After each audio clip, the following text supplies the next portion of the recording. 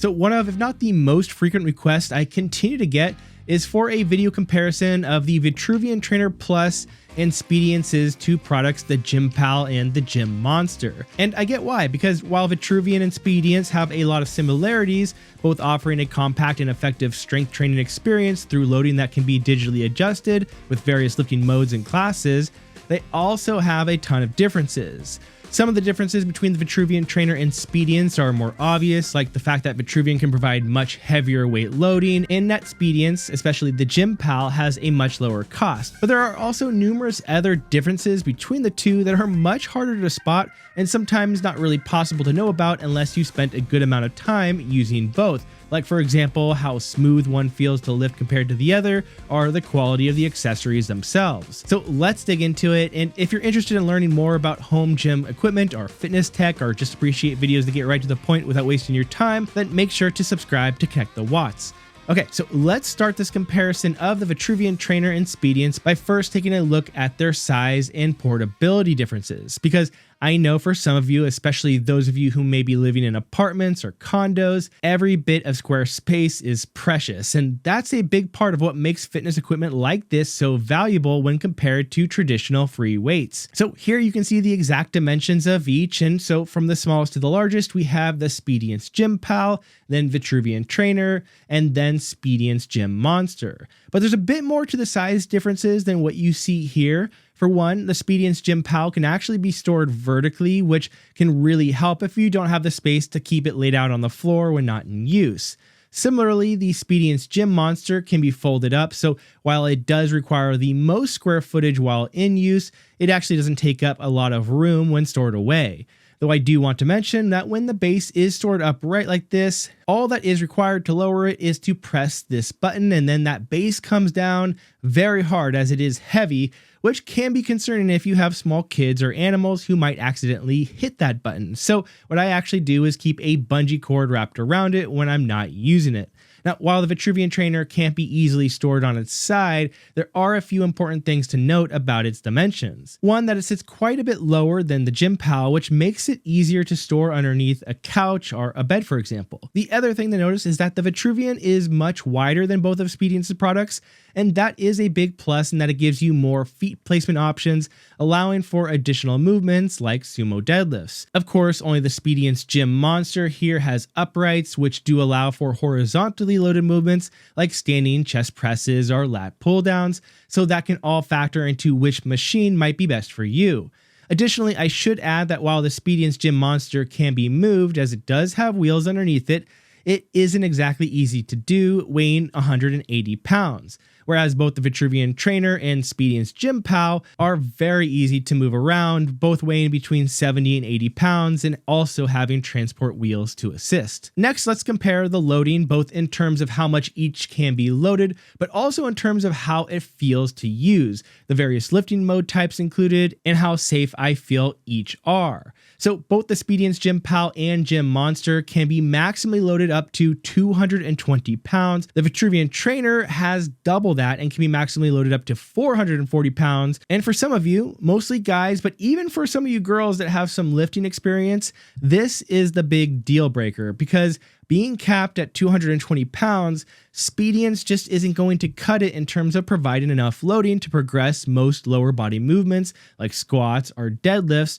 long term. And if you're new to lifting, you might think 220 pounds sounds like a lot, and it might be depending on your age and how much you care to progress.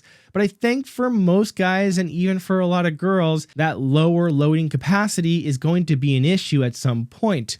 Even more so if you want to utilize some of the special lifting mode options that are offered here, which are really unique to these particular digitally loaded devices. Because as of right now, they both have 4 lifting mode types. The Vitruvian Trainer has old school mode, which is just your traditional loading, meaning that the weight feels the same on the way up as it does on the way down. Pump mode, which is where you set the max weight you feel comfortable lifting at, but the weight will only reach that amount if your movement speed doesn't slow down. So basically, if you start struggling through a set, the weight will naturally lower as you slow down, allowing you to squeak some extra reps in. And then there is time under tension, which again, you set the max weight you want loaded, but in this mode, the weight will only stay at that weight if you can control the weight down slowly, basically forcing you to focus on achieving a longer time under tension on the eccentric portion of the movement. And finally, there is eccentric only mode, which means that the weight is only loaded for the way down, and at the bottom, it'll completely unload for the way up. Now, Speediance also has 4 lifting modes, which work a little bit differently. First, they have standard mode, which is the same as Vitruvian's old school mode in that the weight feels the same on the way up as it does on the way down.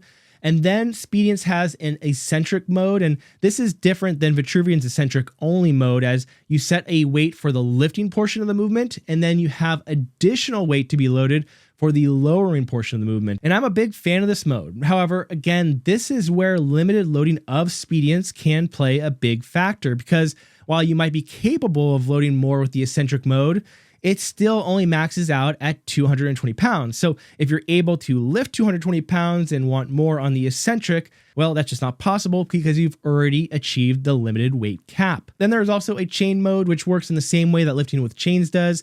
So as you lift the weight, it becomes heavier and heavier, and then the weight will lower back down as you bring the weight down. So a nice option for those of you who enjoy speed work. And finally, with Speediance, we have constant mode, which forces you to move at a constant speed throughout the entire range of motion of the movement, and it'll lower or increase the weight depending on how fast you are moving. And this mode really isn't something that most people will use very often, as it is there more for rehabilitation purposes. Now, in terms of how the Vitruvian and Speediance feel to lift with, I will say that both have improved quite a bit over the past year or so. Each continue to push out updates every so often that allow the device to more quickly make micro adjustments while you lift to provide a smoother feeling experience. That said, to me, Vitruvian still feels quite a bit smoother and more natural, especially as the weights get up past 150 pounds or so. And I think part of this, again, may be just due to the difference in their maximal loading capabilities.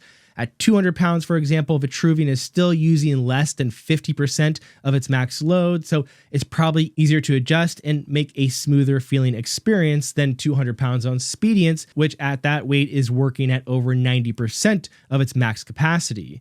There's also a big difference in how Vitruvian and Speediance are both loaded and unloaded. So with Vitruvian, after you select the movement and reps and weight with your phone or tablet and press start, Vitruvian will then have you perform 3 unloaded reps to help it understand the range of motion you'll be using. And I find that the first rep is usually partially loaded after that, and finally the next rep after that, it is fully loaded. And while sometimes doing these unloaded reps for every set can be annoying, you do get used to it, and it's easily the safest way to lift, since Vitruvian can then know when you go beyond your intended range of motion and therefore can unload right away if it needs to and prevent you from getting into a position in which you might get injured. With Speediance, it works a bit differently, and there are 2 ways to load and unload the weight. The first is through either the app or the attached screen if you're using the Gym Monster, and once you press start, that weight is loaded right away.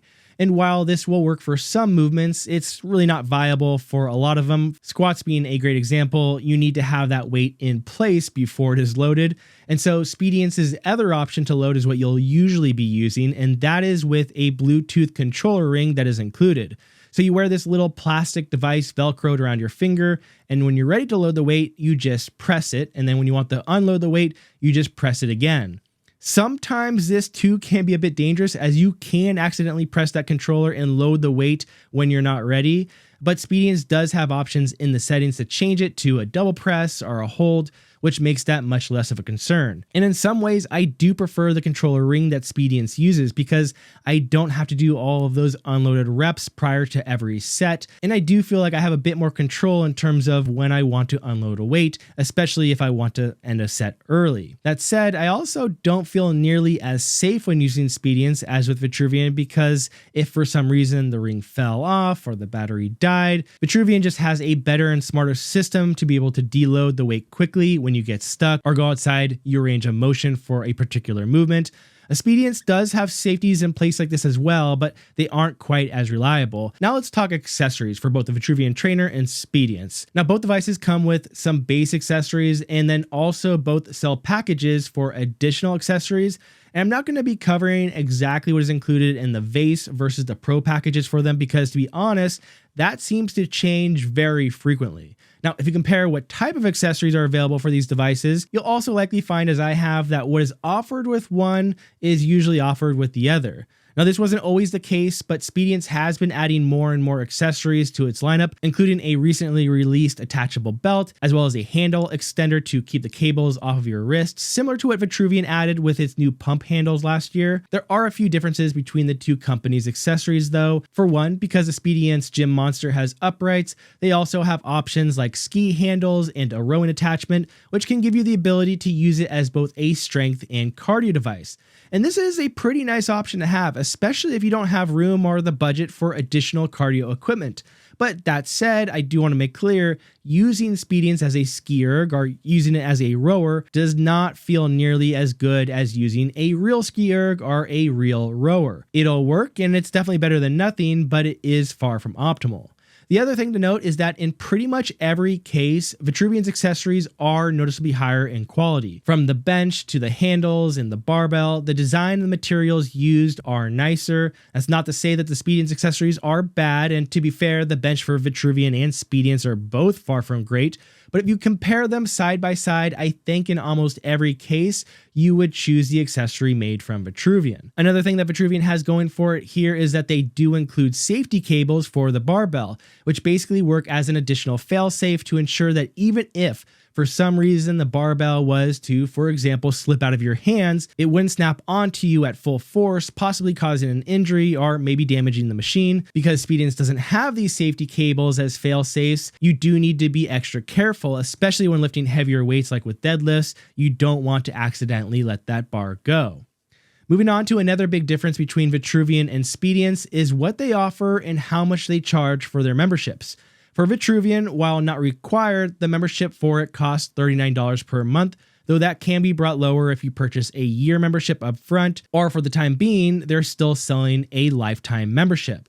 Speediance, on the other hand, at least as of right now, still offers a free lifetime membership with the purchase. So that's a pretty big deal. However, it is important to look at the true differences to what is being offered here. So starting with Speediance, their membership includes a pretty large number of programs that you can follow along to, though do be aware that these are not coached programs, which for me, I actually prefer, but I know a lot of people out there really enjoy and prefer coached workouts. Now, Speediance has lately been adding a few coached workouts here and there, but they aren't super frequent yet, and the quality of the instruction is, well, it's adequate, but far from what I would consider very good. Now, Speediance also allows you to create your own custom workouts, and there is some basic tracking built into it. Now, with the Vitruvian trainer, should you not want to pay for the membership, you certainly don't have to, and you can still use it just as you normally would with access to all of the adaptive strength modes I mentioned earlier. You still get access to the full exercise library, and like Speediance, you can still build and create your own custom workouts. However, if you do want access to classes, both coached or to follow along to, or track your stats, or share your custom built workouts, then you'll need to pay for that membership. And the coaches and programs produced here are quite a bit higher in quality, so that membership could certainly be valuable for those who prefer to take classes. That said, for me personally, I usually just do my own thing and I track my own weights separately, so the membership for me on Vitruvian wouldn't really make a difference. So all that said, let's compare some of the pricing and overall value of what is being offered here for both the Vitruvian trainer and Speediance. The Speediance Gym Pal is by far the lowest price of the three, with a base cost of around $2,000. After that, both the Speediance Gym Monster and Vitruvian Trainer Plus have around the same base cost of $3,000. Though with Speediance, you will often find them running promotions which bring the cost lower, and while Vitruvian does sometimes have sales, they are very rare. So on average, you can probably find a Gym Monster for at least a few $100s cheaper than Vitruvian. Speediance also tends to come with a lot more accessories in its base model, and if you want all of the accessories, including the rowing attachment, it costs around $300 more, whereas Vitruvian's base model comes with a lot less, and it costs about $600 to get the Pro Kit, which includes everything. Price aside, Vitruvian is certainly going to offer a lot more, especially for those who either currently lift or plan to lift with more weight than 220 pounds, which is the max available for Speediance. Vitruvian again also feels smoother, safer, and in general provides a better lifting experience. That said, if you don't need that much weight and want to save a good amount of money, the GymPal is also a very good option, especially if you are limited in space and see value in its smaller footprint and ability to be stored on its side. The Speediance Gym Monster is sort of in a weird spot. I know it has the uprights, which some people really like, but for the most part, in the vast majority of movements you do, you'll be pulling the weights from the ground regardless, so it's not a huge deal not to have them. And while it doesn't take up much space when stored upright, it's definitely something that belongs more in a garage gym than in a house. Whereas both the Vitruvian and GymPal could easily fit and be placed in any room without a dedicated area. I definitely think all of these make sense depending on what you're looking for, so you sort of have to consider all of the pluses and minuses of each to really figure out which is going to be best for you. And I hope this video helped at least clarify all of the differences between them to make that decision a little bit easier. As always, this is Colin Jenkins with Connect the Watts. Appreciate you being here, and I'll see you next time.